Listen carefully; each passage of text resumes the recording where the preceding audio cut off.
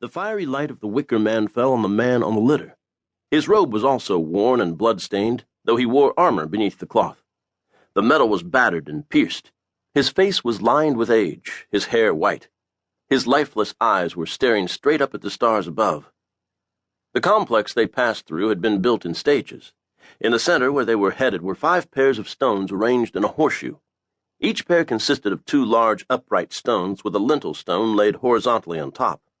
A slab of sandstone was placed at the midpoint of the entire complex, to act as a focal point for worship and an altar for the various local religions that had flourished briefly, before being swept under by the weight of the years. Later builders had constructed a second, smaller ring around this, using spotted dolomite.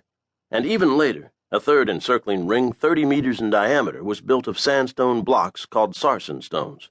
There had even been a 4th circle of wooden stakes surrounding the entire complex. Stonehenge had reached its peak around 1100 BC, with all stones in the 3 circles in place along the wooden 4th. Then came the Romans, who desecrated the site, rightly believing that it was a focal point for local shamans whose power they sought to destroy, much as Arthur had tried over 1,500 years later.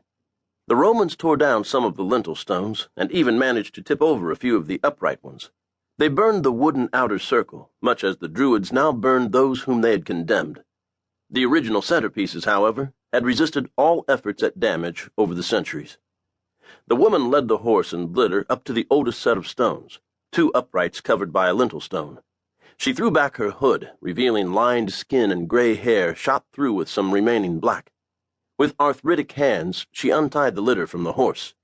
"We waited too long, my love, and we became too noticeable," she whispered to her partner, in a language no one else on the face of the planet would have understood.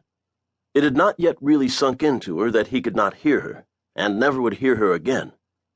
She noted the direction of his dead gaze, and she too peered upward for a moment, searching among the stars.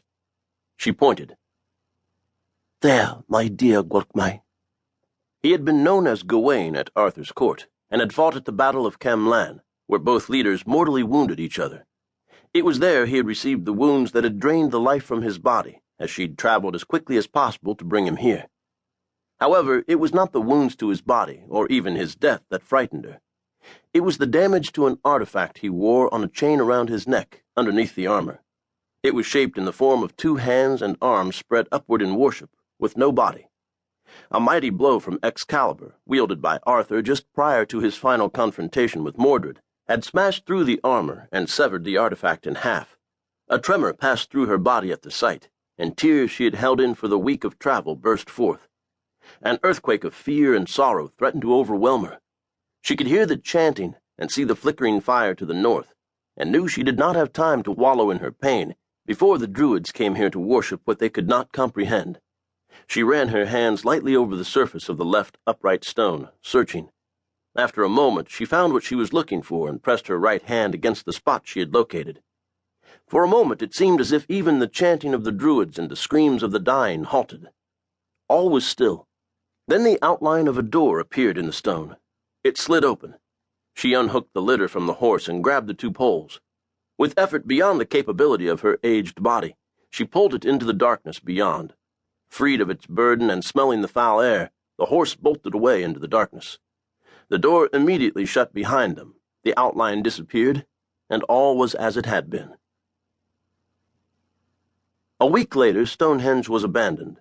Where the wicker man had been, there was only cold ash with a scattering of blackened bone. The Druids had gone back to the hills, hiding from the brigands who roamed the land.